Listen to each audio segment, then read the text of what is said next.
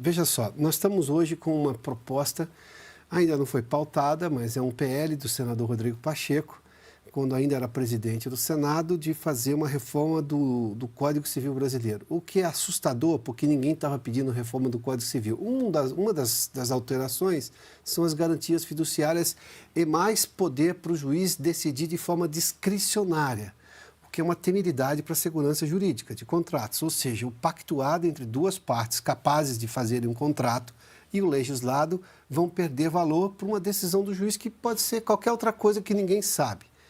Isso vai na contramão de qualquer coisa para melhorar o crédito no país, não é isso? Eu não conheço o teor desse projeto especificamente, mas eu entendo assim, no geral, independente desse caso específico, quanto mais uniforme for a aplicação de uma lei, mais fácil os agentes econômicos conseguem se planejar para aquilo, para o bem ou para o mal. Você pode gostar ou não de uma lei, mas se ela é aplicada de maneira uniforme, você se prepara para aquilo, tanto o emprestador quanto o tomador, e o que é combinado não é caro. Claro. O problema é quando você tem uma variabilidade na interpretação da lei. Isso que causa insegurança. Eu ouvi aqui semana passada, se você me permite, Sérgio, 2 juristas que estavam dizendo exatamente isso. Falou assim, o problema é que cada juiz vai decidir de acordo com a sua cabeça. E aí vai a segunda instância, que vai a terceira instância, bom, e tudo termina em Brasília. Só que você revelou aí que o tempo de espera já perdeu o crédito. Você já perdeu o crédito. E aí você também desclassificou aquela garantia como algo razoável no contrato. Ou imagina o seguinte, você tem uma garantia de imóveis, no geral, funciona muito bem. Alienação fiduciária de imóveis. Muito melhor do que na época da hipoteca, que a gente tinha alguns anos atrás. Mas mesmo assim, dependendo da característica do imóvel, acontece o mesmo problema. Vamos dizer que você pega um imóvel que é da atividade operacional da companhia. Aí o juiz pode falar, não, esse imóvel é um imóvel indispensável à atividade da companhia, portanto, eu não concordo que a garantia seja executada. Depois você vai conseguir. Só que muitas vezes, depois de alguns anos, primeiro que você já fez uma provisão de 100% do aquele crédito. A provisão machuca os seus resultados e machuca o seu capital.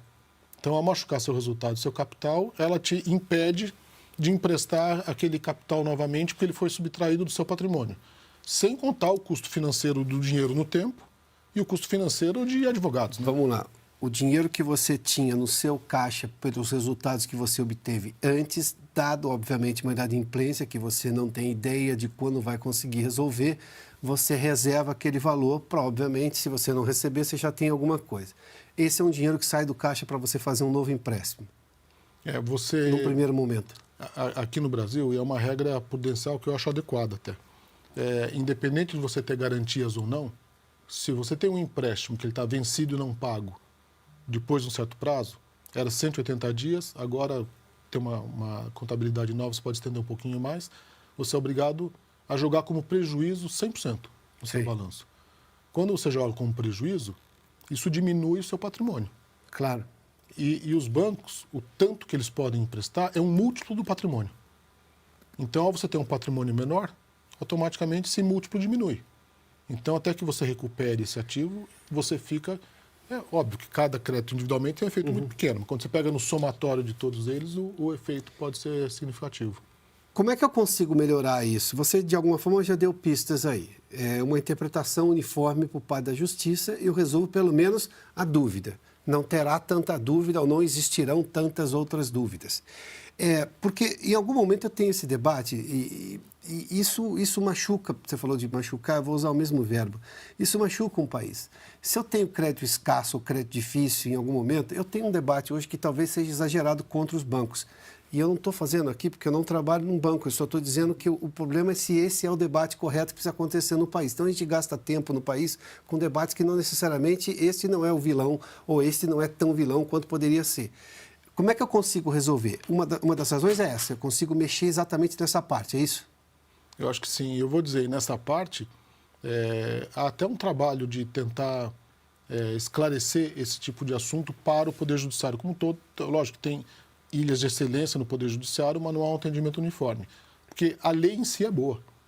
Então não há necessidade de alteração de lei ou de mudança de mecanismos. É mais uma questão de correta aplicação da lei que já existe. Aí eu conseguiria ter, digamos, uma melhora no ambiente de crédito. Sem dúvida.